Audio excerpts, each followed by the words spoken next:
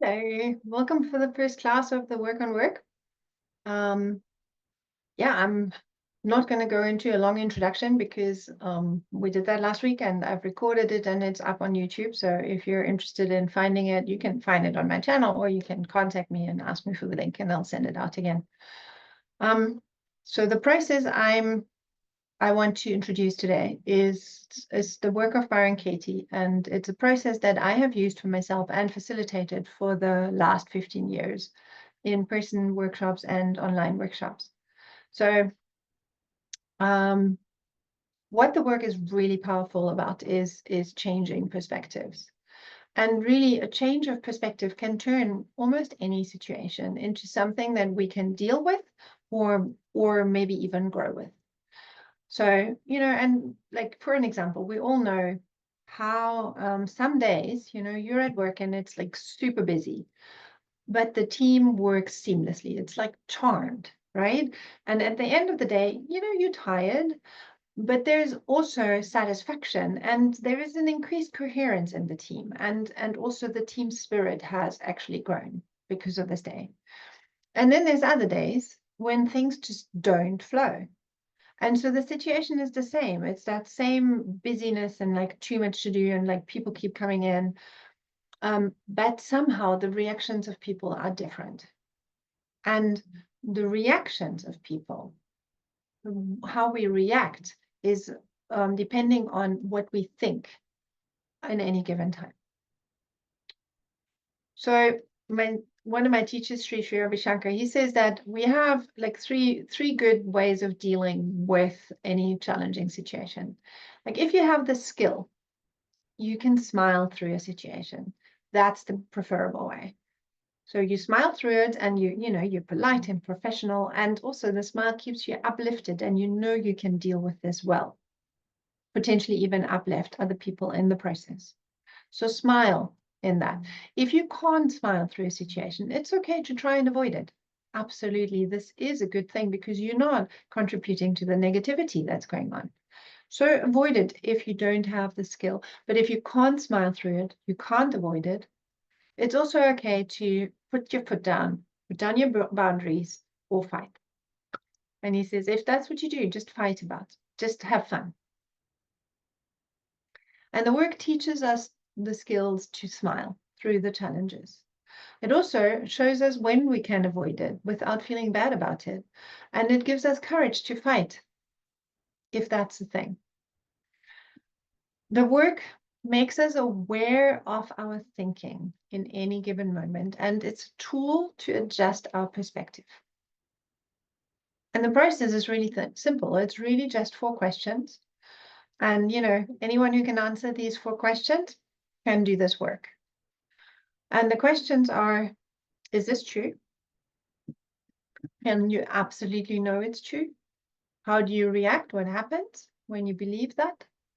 And who would you be in that moment if you didn't believe this thought? So I'll just take you through a quick example of the work in action. And I'm going to invite you to go along. So in your homework, in your preparation for this class, I suggested you bring a one-liner to the class that answers the question, who angers, frustrates, scares, or saddens you and why? And a one-liner that would answer this prompt would be, I am angry with Paul because Paul doesn't listen. So in my situation, Paul is a veterinary assistant, and I am having to talk to him about grabbing fractious cats, putting their hand into the cage of a fractious cat without protective wear. So I invite you to find your situation, and it can be at work or it can be at home, it can be a friend or a spouse or a parent or a child or a colleague. So this person doesn't listen, and I'm sure most of us have a situation somewhere in your life where you can relate. This person doesn't listen. And I invite you to find the place where you were. Just go back into your memory where you were. Like just, it's a way of anchoring yourself there. And, sometimes it happens often, and that's fine. And just choose one of those moments. Doesn't matter which one's no wrong or right, just one of those moments. So where are you, the other person? Maybe you remember what they're wearing, and are you sitting or standing, going together with that person? Right, so this person doesn't listen. Right, so in my situation, I'm sitting down with my tech Paul, my assistant Paul. And the first question of the work is this true? In this moment where you've anchored yourself, in that moment, Paul doesn't listen, is it true? And my question is yes, absolutely. This is not the first time I've had this conversation, and no, there's arguing, there's no listening. My answer is no. And limit yourself to answering with yes or no, not maybe and somewhat. Just yes or no. And then the second question is, can you absolutely know if this is true? Can you absolutely know? And this doesn't expect you to change your answer now. It's it's inviting you to slow down and look deeper. Just be a little bit more present with this. Can you absolutely know that that's what's happening? And again, the answer would be yes or no. So my answer would be no, I can't absolutely know that.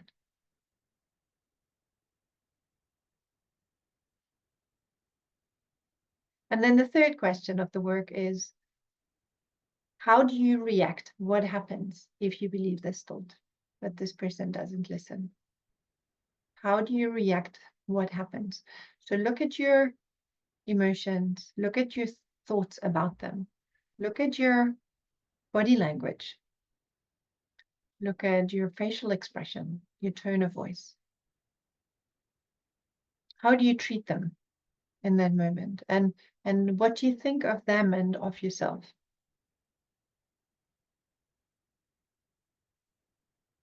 So in that moment, I lean into Paul's space. I get louder as I'm thinking they're not listening. I get clipped. I stopped listening to Paul, not interested in his justifications. We've been over this.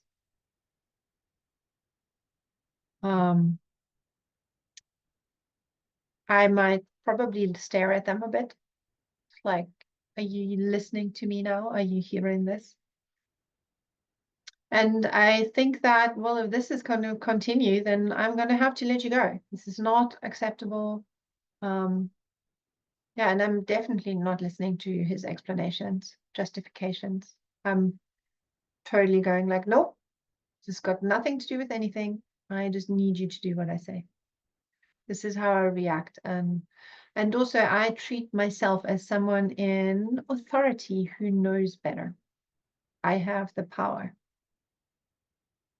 And there's nothing wrong or right with these reactions and observations. This is just what's happening. That's what this is about. Understanding what is happening. So how do you react? What happens when you believe the thought that this person doesn't listen to you?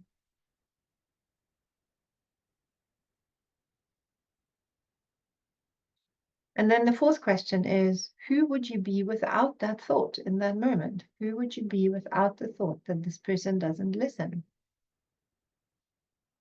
And this is an exercise in slowing down,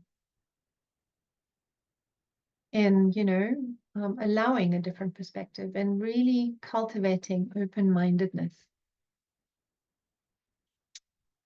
An exercise that teaches us to listen.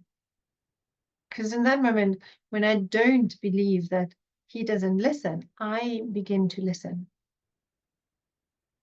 And when I'm listening, I'm starting to understand where that person is coming from, and I can potentially give my instructions differently.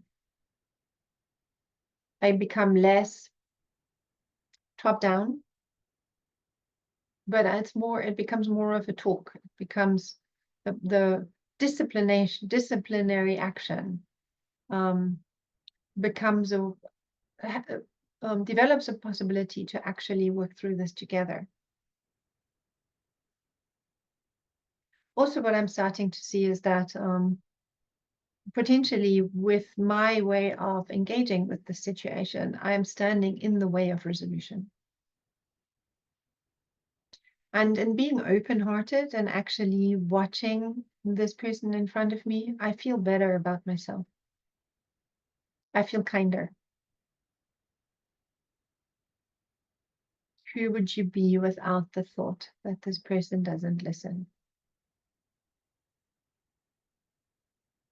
Who would you be without that thought? And then at the end of the process, we turn the thought around.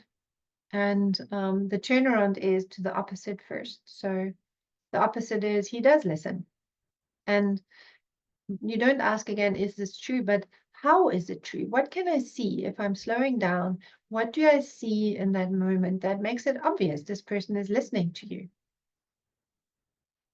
So what's making it obvious is he's responding. He's justifying, defending. He's obviously heard what I was saying. He's listening. He might not agree, but he's listening. And the second turnaround is to the other. So I'm not listening to him. And that's absolutely true in that situation because I'm under time constraint and I'm needing to put this point across and I'm not really interested in justifications, right? This person doesn't have a point. My point counts. So I don't listen. I don't take in. Not listening.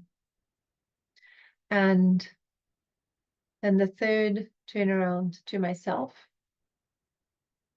I'm not listening to myself in that moment. And how is that true? I probably don't hear that I'm condescending, that I'm overbearing, that I'm louder than I need to be. And I don't notice in myself in those moments that the negative judgment I'm having and out of which I'm acting. So again, how is it true in that moment that I'm not listening to myself?